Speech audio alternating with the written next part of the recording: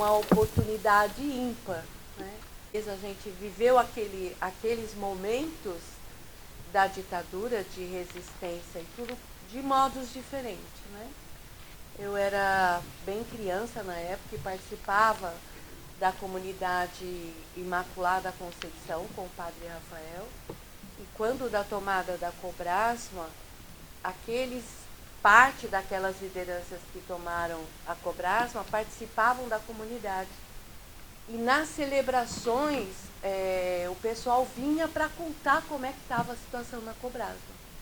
Então isso marcou muito nós que éramos da comunidade, né? Hoje eu lembro do testemunho do Joaquim Miranda, que não apareceu aí no documentário, que dando o seu testemunho, João Joaquim, outras lideranças, as famílias, e era durante as homilias e as celebrações que nós rezávamos juntos para o pessoal resistir na luta e se organizar na luta. E documentar essa luta, essas ações, e com nós ainda presente aqui, nós ainda vivenciando isso e vivenciando o momento que a gente está vivendo no Brasil e como essa luta foi desenrolando após 68, com a fundação do Centro de Defesa dos Direitos Humanos, em que eu e João Joaquim fomos os primeiros eu era bem jovenzinha, né? Eu e João Joaquim fomos... Eu também. Fomos os primeiros que trabalhávamos, plantonistas, éramos chamados de plantonistas, em que a gente trabalhava a divulgação de direitos humanos e colocava o centro público como um espaço de organização das oposições sindicais, da resistência. Sindicato dos bancários, quando veio fundar a sua subsede aqui, as reuniões eram lá no Centro de Defesa de Direitos Humanos. Quando a oposição dos químicos discutia tomar o sindicato dos químicos, eles se organizavam no Centro de Defesa de Direitos Humanos. A oposição metalúrgica, várias chapas que se formaram de oposição se reuniam no Centro de Defesa dos Direitos Humanos. A oposição dos têxteis. Então eram momentos importantes e o Centro de Defesa foi referência para a articulação e o grande guarda-chuva aí dos movimentos sociais e do movimento sindical. E poder registrar isso tem que ser algo muito importante entre nós, né? Por que isso? Porque a gente tem que aprender com a história, né? A gente tem que vivenciar a história para poder aprender com ela e, a partir dela, a gente começar a se organizar. Hoje, estamos vivendo no Brasil um momento muito, muito difícil, né? Em que nós da esquerda, nós dos movimentos sociais, nós do movimento sindical, estamos vivendo uma nova era, um novo movimento que a gente não está conseguindo muito mais falar com o povo, sensibilizar o povo, né? E aí é importante a gente ver a nossa história, nós nos reunirmos, nós estudarmos, nós lermos, para aprender com ela, de como retomar todo esse trabalho que nos anos que se seguiram à ditadura militar, eles foram tão fortes, né, em que jovens deram a sua vida porque acreditavam numa revolução, acreditavam ser possível fazer essa revolução a partir do campo, na cidade, unindo todos os trabalhadores, né? E hoje nós temos que retomar isso também, né, reunindo aí todos os trabalhadores do campo, da cidade, e numa nova forma de fazer sindicalismo, de fazer a luta, que nós vamos aprender juntos.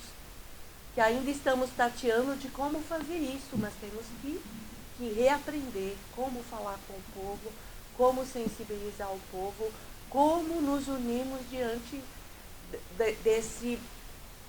dessa situação de ultradireita que nós estamos vivendo no Brasil e que parece que tem momentos em que a gente se sente incapaz, se sente impotente, se sente sem armas de como poder estar fazendo essa luta. E aqui queria deixar que nós temos que aprender com a nossa história, temos que estudar, ver o que foi escrito sobre essa nossa história, o que foi produzido de cultura, de livros, de informação, de pesquisas, nos organizarmos para fazer a luta. Então isso é muito importante. Quando a gente tem aqui pouca gente, é sinal dessa nossa não estar presente, não saber falar com o nosso povo e às vezes até com aqueles lutadores e lutadoras do povo.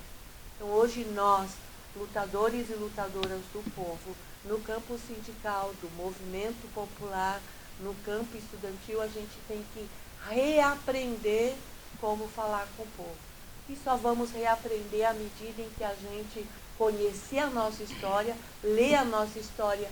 E aí o filme Passaporte para Osasco, ele é gratificante nesse sentido, porque ele mostra, né, essa luta de resistência que foi e que a gente tem que se organizar a partir dela.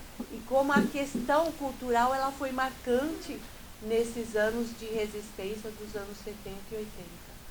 Na comunidade Imaculada Conceição tinha um grupo de teatro também, que o CJC, o GETIC, né, que o Rubens Pignatari ali mais tarde deu origem ao núcleo Expressão.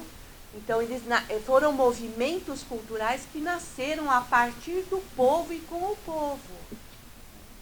E que foram se organizando aí a luta de resistência.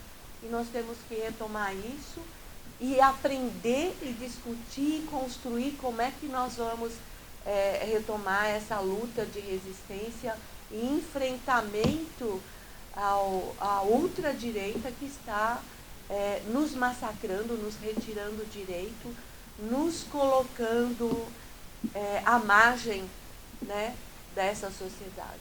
Então temos que recuperar essa consciência de classe, que talvez nos anos 70 ela fosse tão nítida e que com o decorrer do tempo aí ela foi se perdendo e hoje a gente tem que retomar. Hoje a gente está vivendo um ódio de classe. Por quê? Porque Dilma foi tirada do poder, por que Lula está preso, por que essa retirada do direito dos pobres? Porque é um ódio de classe. A classe dominante, ela não admite, não quer que a classe popular, a classe dos trabalhadores, tenha garantido os seus direitos, tenha acesso à alimentação, à saúde, à escola, à moradia, a viajar, a ter lazer. Então nós temos que nos reorganizarmos para fazer a luta. E esse momento é importante nisso. E durante os anos, como a gente vai utilizar a partir da cultura, da manifestação popular, retomar essa nossa luta que parece que está enfraquecida. Grande Sidoca.